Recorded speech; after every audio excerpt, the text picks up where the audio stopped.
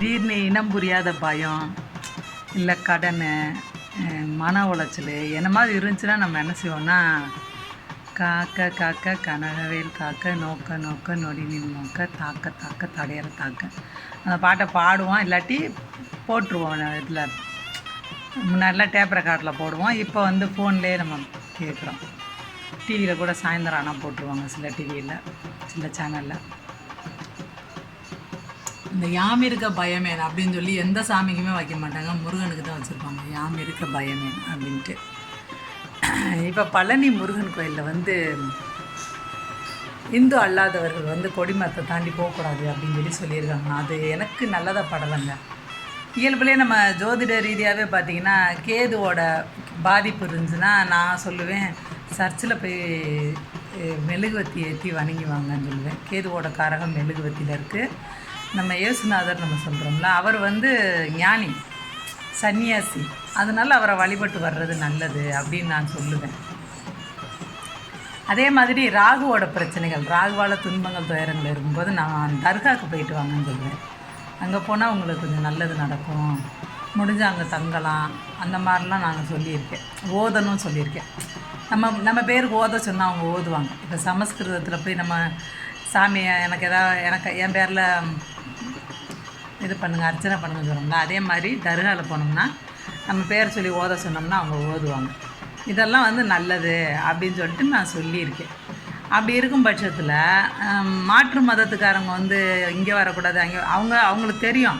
இப்போ நம்ம தின்னூர் கொடுத்தோம்னா அவங்க பூச போகிறதில்ல, நம்மளோட பிரசாதத்தை அவங்க சாப்பிட போகிறதில்ல. ஆனால் அந்த கோயில் நினைக்கும் போது மூதாதையர் வாழ்ந்த இடங்கள் எல்லாமே மூதாதையர் வந்து போன இடங்கள், ரொம்ப பழமை. அந்த பழமைக்கு தான் அந்த கோயிலையே நம்ம மதிக்கிறோம்.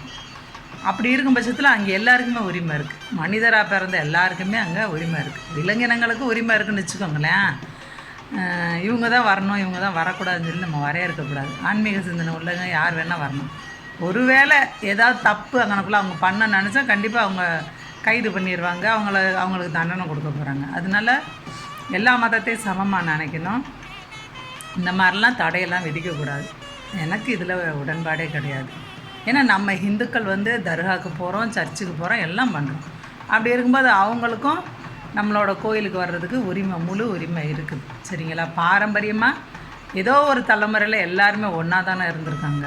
அப்புறம் தானே மதம் வந்து மனிதனை பிரிக்கக்கூடாது, இறைவன்கிட்டருந்து மனிதனை பிரிக்கக்கூடாது. சரிங்களா? அவங்க விரும்பி வரும்போது அதை வந்து நம்ம வரவேற்கணுமே தவிர தடுக்கக்கூடாது.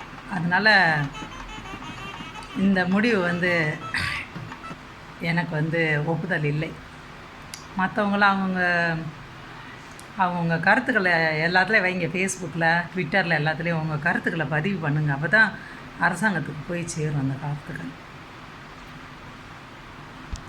ஒடுக்கப்பட்ட மக்களை வந்து எங்கள் கோயிலுக்குள்ளே வராத அப்படின்னு நம்ம தடுக்கிறது எவ்வளோ பெரிய தப்போ அதே மாதிரியான தப்பு தான் மற்ற மதத்துக்காரங்களை எங்கள் கோயிலுக்கு நீங்கள் வரக்கூடாது, கொடிமரத்தை தாண்டி வரக்கூடாது.